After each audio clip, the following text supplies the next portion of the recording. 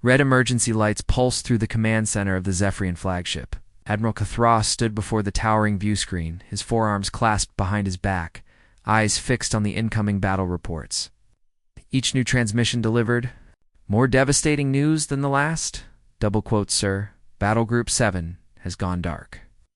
Commander Vexel reported from his console, his voice tight with tension. It was the same grim note that gripped every Zephyrian when facing a hopeless situation. That marked the loss of a third battle group in just 6 hours. Cathra closed his deep-set eyes for a heartbeat. Battle Group 7 had included some of their finest vessels and most experienced crews. Now, they were simply gone swallowed by the monstrous force that had emerged from the intergalactic void. The scientists had named it the Void Swarm. It moved through the stars like a living plague, devouring all in its path and growing stronger. With each system it consumed, what of the Ceneran fleet? Cathra asked. Holding their position at the outer rim, Sir Vexel answered. But their logic processors haven't been able to generate a winnable scenario. Admiral Vexen says every projection ends in total annihilation. The Cenerans were renowned for their perfect logic and unmatched computational models. If even they were out of answers, perhaps none remained. A shiver of dread traced Cathra's spine. The Void Swarm had already erased 12 star systems, billions dead, all reduced to fuel for the enemy's insatiable expansion. Sir called. Lieutenant Yorth, from Communications. Incoming priority message from the Altarian High Council. The view screen shifted, revealing the translucent features of Counselor Lyrish. Her crystalline skin shimmered faintly, but it was her Ice Ancient. And wary that held the Admiral's attention. They glistened with terror. Admiral Cathra, she said. Her voice ethereal and calm even through layers of distortion. Our psychic networks echo with the screams of dying worlds. The Void Swarm gains momentum with every system it consumes. We believe you have 36 hours before it reaches the core systems. 36 hours. Cathra's twin hearts faltered. The core systems housed over 50 billion lives spread across 7 worlds. The idea of losing them all twisted his stomach. Counselor, what of the quantum disruptors from the Nexari labs? They were nearly ready for deployment. Lyrish shook her head softly. The void creatures adapt to fast.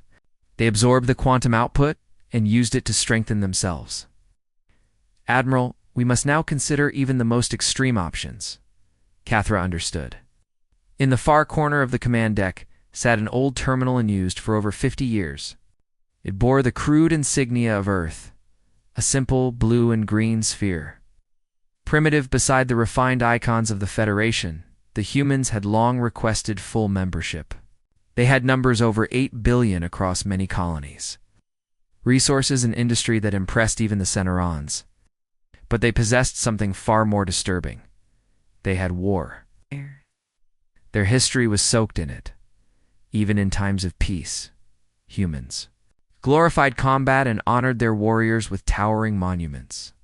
They bore arms as a matter of habit, spoke of death like weather, and treated war as a part of life. The Galactic Federation had voted repeatedly to keep them as associate members, useful for industry and mining, but far too volatile to be trusted. With greater power, you're not actually considering contacting them, Commander Vexel said, disbelief in his voice. Humans are scarcely more than clever predators. Their technology is outdated.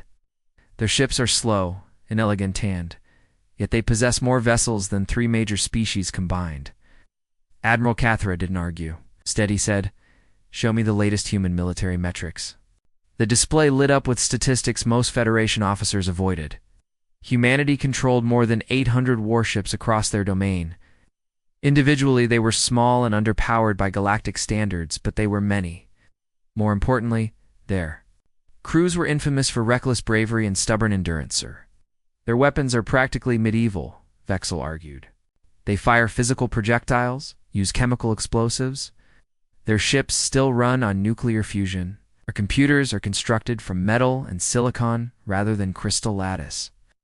How could such primitive systems help us against an enemy that's overwhelmed our most advanced fleets? Cathra scanned the files intently. The humans had waged countless wars on themselves long before joining the galactic stage. They hadn't dismantled their armies. Instead, they expanded and refined them, like others who had evolved diplomatic solutions. Humans continued to resolve disputes through strategic violence. Brutal, yes, but perhaps necessary. Open a channel to Earth's Central Command, Cathra ordered. Sir, the other admirals will object, Vexel warned. The Altarians can't properly sense human thoughts. They're too fragmented. The Centurians find their decisions irrational. The Nexari claim human emotional flux disturbs energy harmonics. If we involve them, we risk what? Cathra interrupted, voice like thunder. Embarrassment, shame, or extinction? I'd rather face the judgment of my peers than the silence of the grave. Transmit the message. The communications relay surged, casting signals through the void hundreds of light years away. Toward Sol System, it would take minutes for the message to reach Earth, more still for a reply. In that time, Cathra examined the sparse Federation. Data on human combat capabilities. It read like fiction, unlike the rest of the galaxy, which pursued clean energy, efficiency, and precision. Humans invested in brute mechanics and raw force. Their ships were floating bunkers, designed to absorb punishment and keep firing. Their technology was inelegant, but effective, and their weapons, crude, but terrifyingly destructive. Incoming transmission. Transmission incoming from Earth, Lieutenant Yorth reported. The screen crackled to life, revealing the image of a human woman. She had cropped dark hair, keen brown eyes that missed nothing, and wore a plain gray uniform marked with modest metal insignia. Compared to the shimmering robes and crystal-woven armor of other species, she seemed almost archaic. This is Commander Sarah Chen, Earth Defense Command, she announced. In the sharp, guttural language known as English, the translator rendered her words clear, but the hard edge in her tone bled through. We received your distress call, Admiral. What do you require? Cathra swallowed his pride. For over 2 centuries, his kind had led the galaxy's military forces, bringing unity and peace to dozens of worlds. Now, he was preparing to beg help from a species that many still considered dangerous. Barely civilized. Commander Chen, he began, voice steady. The Federation faces extinction. A threat from beyond our galaxy has consumed several star systems. Our weapons have failed. We need additional warships for a final defensive stand. Her expression remained unreadable, but something flickered behind her eyes. Cathra had seen that look before predators, catching scent of weakness. How many ships, Admiral? All of them. Chen was silent for a long beat. When she spoke again, her words were calm, measured, understood. What role do you intend for human forces? Cathra met her gaze. Frontline engagement. Your fleet would be the first to encounter the enemy while our main units maneuver for coordinated attack. He didn't voice the truth they both knew. He was asking them to bleed first, to shield more important species with steel and flesh. I see, she said. Earth's command will mobilize immediately. Expect 300 ships ready to depart in 12 hours. 300. Far beyond Cathra's hopes. But as he stared at her calm expression, he felt a sudden unease. There was understanding in her gaze. What he was truly asking and something more. Something calculating. Something dangerous. The space surrounding Kepler 442 was a floating graveyard. Mangled alien hulls drifted lifelessly, their forms shredded by weapons that devoured matter. On his flagship's bridge, Admiral Cathra stood in silence, watching the wreckage expand. Another Centurion destroyer just went dark, Vexel reported, his voice dull after days of retreat. We're down to 42 functional ships. Out of 200, Cathra didn't look away from the view screen. The Void Swarm had driven them back through 3 systems in less than a week. Every confrontation ended the same. Brilliant tactics, advanced weapons, then failure, retreat. Death. Movement on outer sensors, called Lieutenant Yorth. Multiple vessels exiting FTL. The screen adjusted, revealing arrivals at systems. Edge Cathra's heart sank at the sight. They weren't elegant. No smooth designs, no gleaming alloys.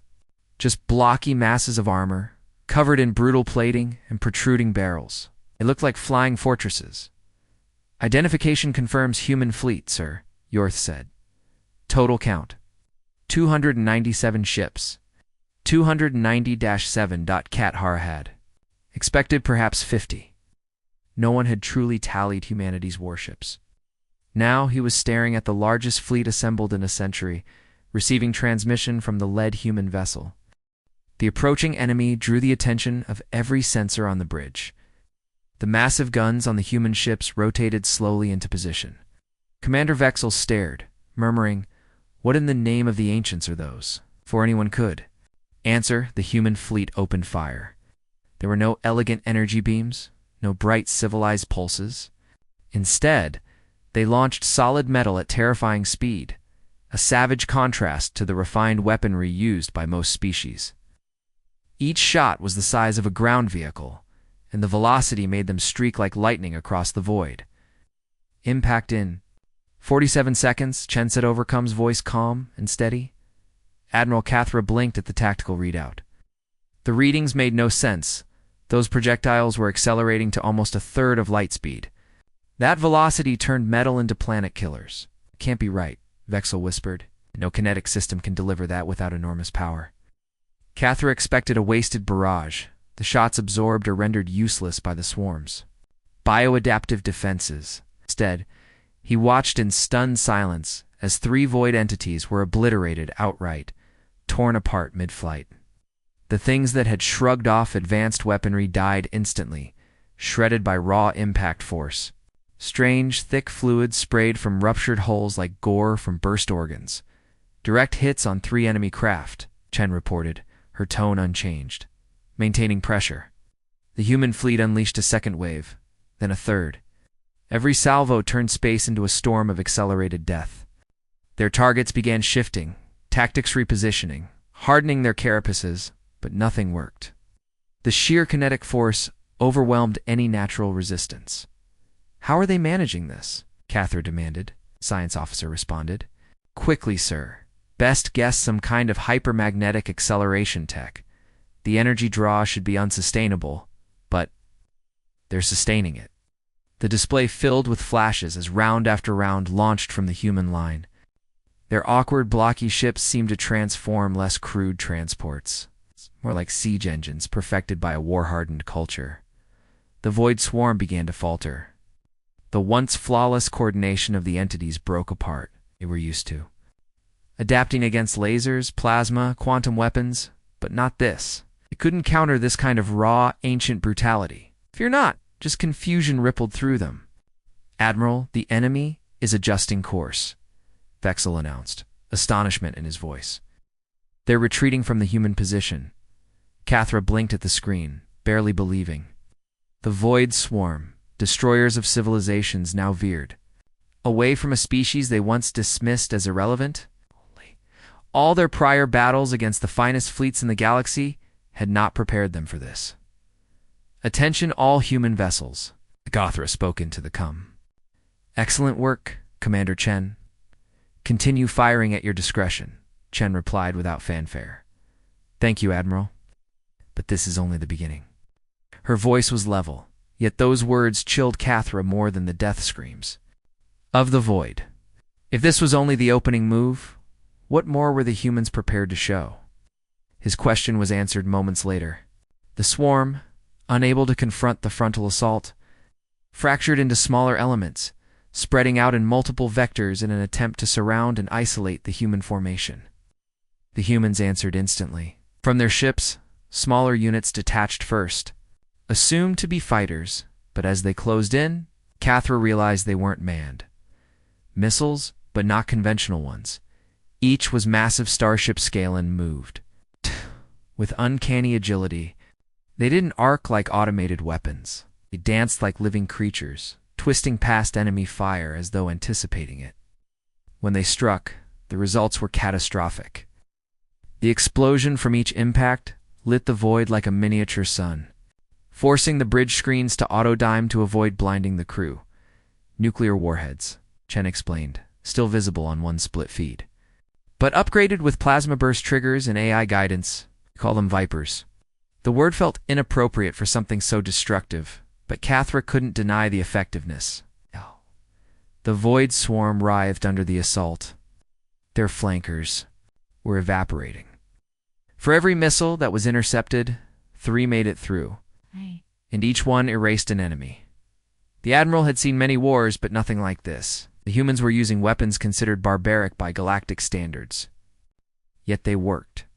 Brutally, efficiently, relentlessly. A philosophy of warfare unclouded by elegance or restraint. We underestimated them, he said aloud. No one disagreed. Primitive, perhaps in appearance, but clearly not in mindset, not in execution.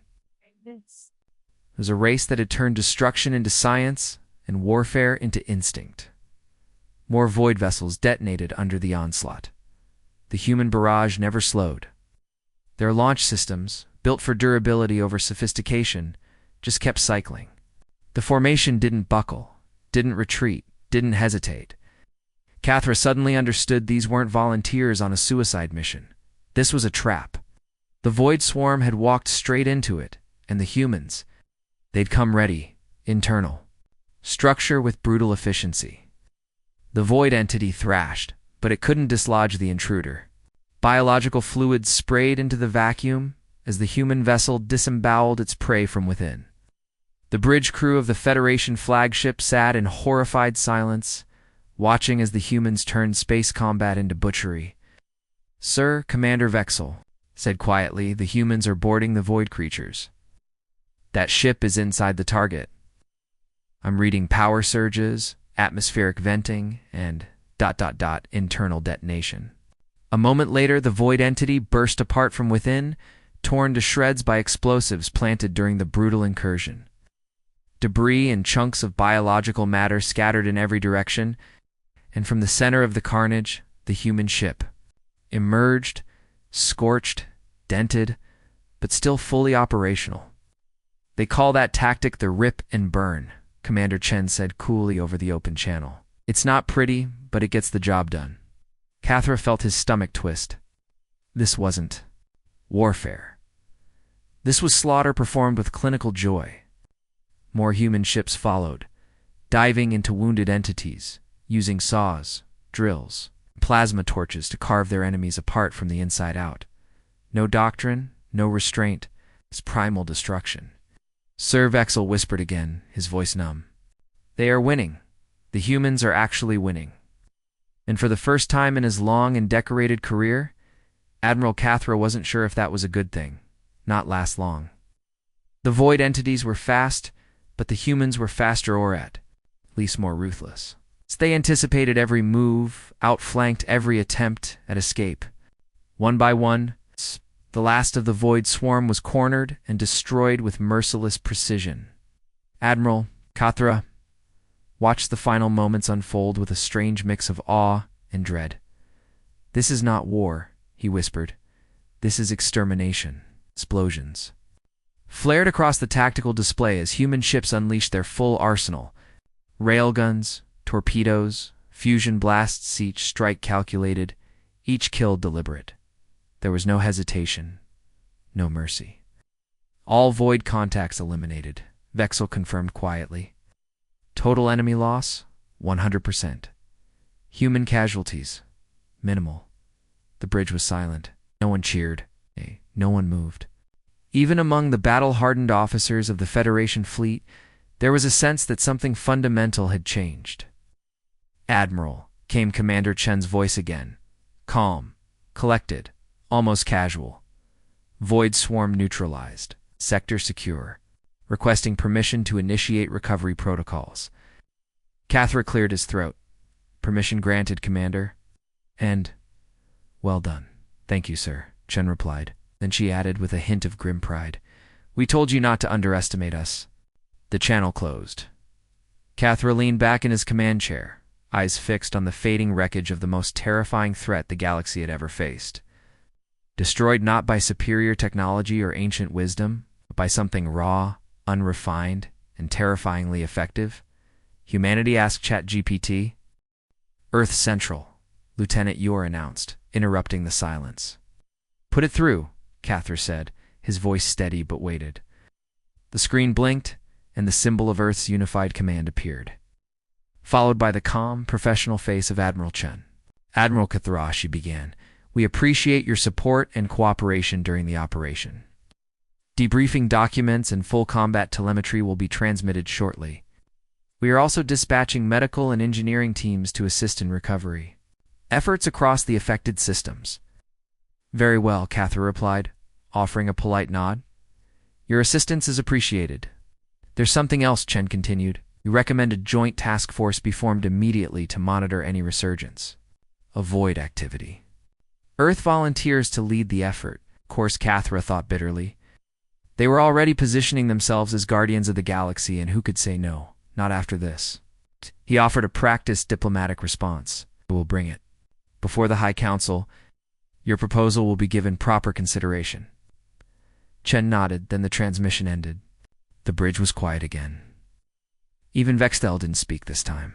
They all felt it, the unease growing beneath the surface of triumph. The humans had not just fought, they had dominated. They had done it without losses. Not even the most advanced Federation war doctrine could explain such a disparity. No artificial intelligence, no energy manipulation, no exotic weapons, just armor, fire, and fury. Kathra looked around the bridge at his officers, some still smiling, others deep in thought. "They've shown us what they are capable of," he said softly, "and now the entire galaxy has seen it." "But they saved us," Vextel offered, perhaps trying to reassure himself as much as his commander. "Yes," Kathra said, "and I wonder who will save us from them." "Your position, but this is still a joint operation," Kathra replied, trying to reassert control. "Any offensive action must be sanctioned by the Federation High Council." Morrison's expression didn't change. "Understood, Admiral. We'll send your council a full outline of our strike plan, but if we don't hear back within 12 standard hours, we'll proceed with the operation. Time is critical." The screen went dark. For a long moment, no one on Kathra's bridge spoke. Then Vextel muttered, "They're not waiting for orders. Not anymore." Kathra stared at the blank screen, the echo of Morrison's words still ringing in his mind. This was no longer a matter of cooperation. The humans weren't just allies now. They were the vanguard, and they knew it. The Federation had relied on them to stop the Void Swarm, and the humans had delivered total victory. But in doing so, they had seized the initiative. "Commander," Kathra said slowly, "hold off on that message to Federation Command." Vextel looked up, surprised. "Sir, I'll compose it myself. We need to be very careful about what we say next." He turned toward the observation pane, watching the angular human ships regroup like wolves scenting fresh prey. "Because the future of the galaxy," murmured, "may now depend on keeping them on our side and out of our way." Nice.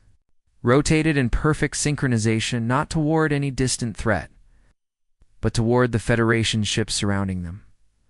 On the bridge of Kathra's flagship, alarms blared as targeting warnings lit up across every console. Federation officers froze, eyes wide with disbelief. "Commander Vexel," Kathra said, his voice trembling, "confirm those target locks." Vexel's hands flew across the console. "Confirmed, sir.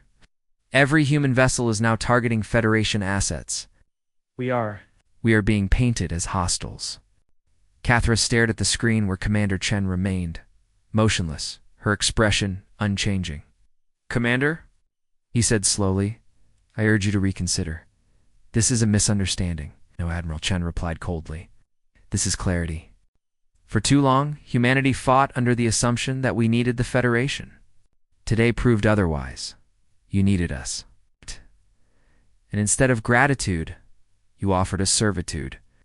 Kathra tried to respond, but she continued, unrelenting.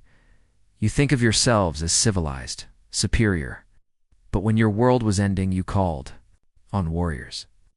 And now that the fire's out, you want to chain the very people who saved you. That's not civilization. That's cowardice dressed in protocol." The silence that followed was deafening. Kathra could see the truth in her words mirrored in the stunned expressions of his bridge crew. "What now?" he asked barely above. A whisper. Chen's eyes narrowed. "Now, you get one chance. One. Send a message to Federation Command. Tell them, humans are not auxiliaries. We are not tools. We're your equals, your replacements. Choose. The screen went dark again, and across the void, hundreds of human ships waited. Weapons primed not in anger, but in quiet, disciplined readiness. A reminder that the balance of power had just shifted and the galaxy would never be the same again. Ask ChatGPT.